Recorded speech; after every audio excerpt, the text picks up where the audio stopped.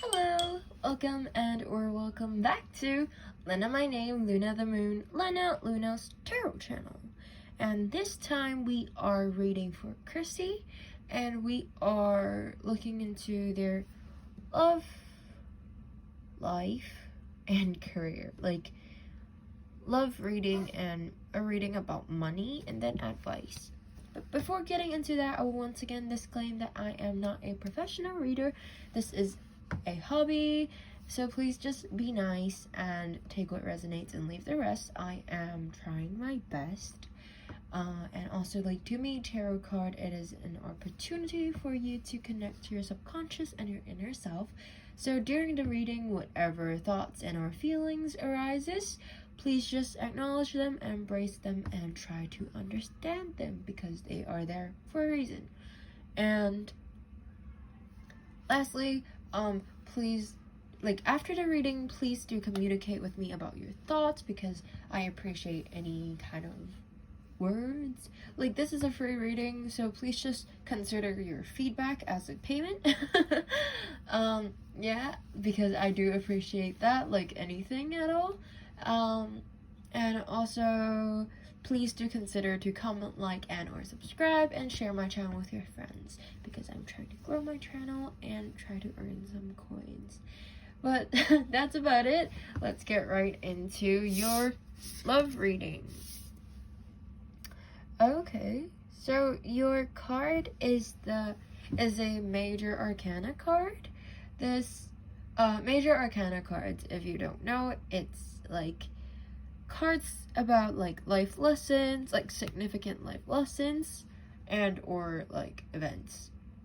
So yeah, there's something for you to learn. Usually when this happens, I might think of like karmic relationship because like because like magicians, right? It's like the unpredictability of that thing. So maybe like in your relationship you might find someone that's not how they seemed. Like, you thought that this person is like this and they turn out to be like this because, like, look, there's fire and there's this like air looking thing, like this wind looking thing, and there's water and like wood. Just makes me feel like this person is very, they have a lot of facade, faces, you know, mask. So they have a lot of sides to them, and at the same time, it's also like in terms of ability, they can do a lot of things, and that's just something, you know. And like, this card is okay. You didn't ask for a timing, so I won't look into that. But it looks like it has all the element and all the element in this card, so I can't really predict that person's, like, you know, signs or anything. But like, yeah, this person has this card has basically all of the elements, all of the suits. I think they have cups. I don't know if I'm seeing coins. And then there's a sword, and then there's the wands. So like, wait, is there coins there? All that's missing is coins, like pentacles, you know. So maybe like they, because the thing, like, no one's perfect, right? So they might be good at all these things, but what they're not very advanced at is money. So either they might lack money, or they might just not have that much of money. And maybe that's also why they are because they're like, they have many faces, right? I'm not saying that they, you know what, it's possible, because magicians are talking, like, they basically manipulate the, if you think of it in a very bad way, it kind of makes sense for the word manipulation to be there, because they are kind of manipulating the audience into believing that they're actually doing that thing. So they are possibly manipulating you for money, or like, because pentacles or like coins talks about physical world, body, senses, and or resources. So they might be manipulating you for these reasons. Physical world, well, basically materialistic means for your body, and for your resources. Yeah, those kind of things, you know. It kind of overlaps. But yeah, okay, that's it from the visual element. Let's take a look at the divinatory meaning of this card. So this card is the Magician. Magician is the first card. I don't know what. Okay. It's technically the second card because the first card is the Fool. It's 0. This is number 1. So the Magician, along with the High Priestess, is half of the Fool's incarnate self, his true nature. This outgoing aspect wants to explore the world and to figure out the logic behind it. The Magician also wants to experiment with his natural abilities, trying things to see what happens. As he gains skills and understanding, he learns about his capabilities. His goal is to embrace his personal power, to harness the energy of the universe, and to manifest his will in his life. The 4 suits of the minor arcana surrounds him: a sword and air and wand and a fire, a cup and a water, and coin and earth. I do not see the coin. It's so weird. But apparently the coin's in there. I don't see it, so that might be it. Power, skill, because it's possible that I'm not seeing it because that's the thing. Like, I am meant to say that thing just now. So, the divinatory meaning is that power, skill, understanding, and the desire and the ability to create. What is happening may not be obvious to the casual observer. True understanding requires seeing the world of possibilities, and that means seeing through the eyes of magic. Advice is that you have the skill you need to accomplish your goal. Be bold and confident. Be willing to step outside of your comfort zone and do something different. The situation calls for a magical act which you can create. Do the things, stand back, and be prepared to be amazed. If you first ask yourself, why am I afraid to push my skill further? Is there something holding me back, forcing me to stay in my comfort zone? So I feel like, okay, the advice is directed towards you, but like the description of the card and things like that, it's more about the situation than the person, and that, like, from reading the passage, it makes me feel like, it's possible that the materialistic thing is a reason, and then there's also, like, it's possible that he just wants to experiment with things and, like, experience different things. Like, it kind of makes sense. I'm not sure if it does for you. And I'm also sorry that it's not a very positive card, and I'm hoping that you get a more positive card in terms of money. Let's take a look in that. Okay, so your card in terms of your money reading is the seven of swords. So number 7 talks about reflection and or assessments, and also swords talks about intellect, reasons, and communication, and it's an air card. So the thing is, like, because 7 talks about reflection and or assessments, and there's this pair of eyes at the top.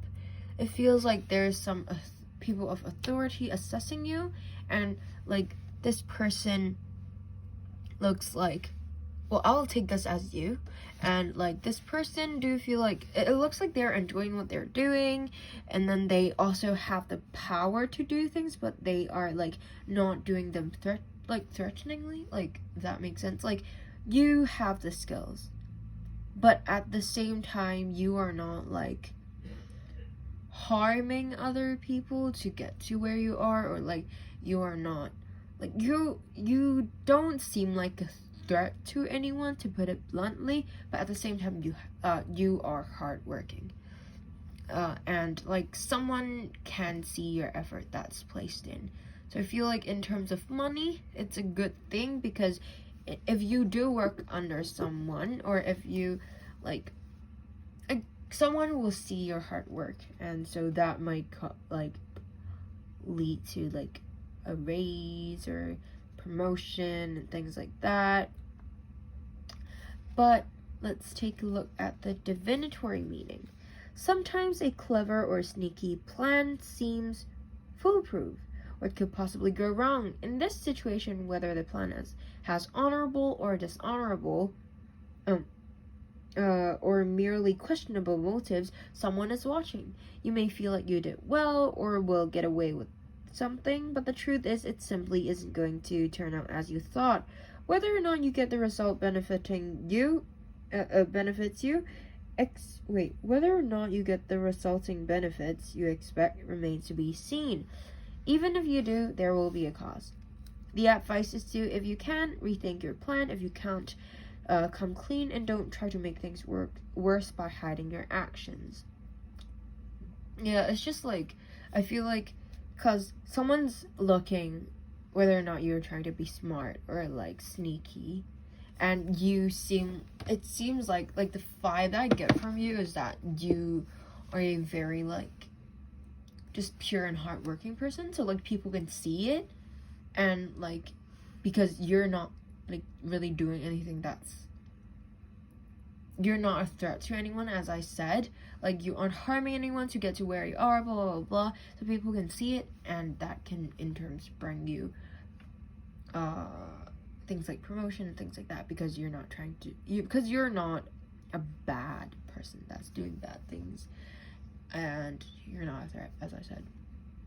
So, although this card about love is not that positive, although I would say like it's I won't just full out say it's karmic, but as I said, it's like something that you have to learn from, and it's possible that the relationship, you probably will have a lot of happy sad with that person, but you will learn out of that. And what I said previously is that like if you did get in a karmic relationship, it's fine, because that just says that you can learn more, and also that also means that you're one step closer to your soulmate. And yeah, and it's not just fully bad, because it does seem like you'll enjoy it a lot. It's just that person might be experimenting things, or they might have ulterior motives. So it's just that, like, from how things are right now, just basically just try and analyze people better, and just like keep a lookout for people and their motives, and yeah, just think more about people's intention, and don't rashly say yes to anything without deeply thinking through everything. Yeah, let's take a look at the advice from the moon. What do you need to release? It's the waning moon card. Okay. So, it's the waning moon oracle card. The waning moon points to what's falling away. Life goes in cycle, and sometimes we need downtime or to let go. No matter when in the moon cycle you pull this card, it's a sign that a situation has peaked, for better or worse, and it's time for you to go easier. It's the autumn and winter of the cycle, so what do you need to release? Almost certainly something from the situation you're asking about. This card can be very positive, but it can also be gently suggesting you need to let something go and stop trying so hard. The attune to the moon is that it's safe to let go and move on. Additional meaning of this card is to move forward with as little resistance as possible. It's not the time to start new projects. Releasing emotional baggage is recommended now. Say sorry to someone. Do energetic work such as meditations or yoga, and soon you will see what lies ahead. The teaching of this card is that at the time of the waning cycle, take a moment to look up in the sky every night. You will see the full moon growing smaller and smaller as she moves from the full to new again. It's the time when things are falling away. It's certainly not the time to cling on to anyone or anything. Drawing this card suggests your situation is in its autumn and winter phase, so hunker down and start the regeneration process. Yeah, that's about it. I hope that it resonates or makes sense. Once again, please do communicate your thoughts with me on this reading, and also please do comment, like, and or subscribe if you want to do that, and share my channel with your friends. I'm not the person in your situation, so technically it doesn't make much sense with me, but it is your situation, so you will know the best for yourself. So please tell me your thoughts about the reading. And once again, thank you so much for letting me read for you, and I hope to be able to read for you again in the future. I do pick a card readings every Sunday, so keep a look out for that if you're interested. And that's it for now. Bye-bye.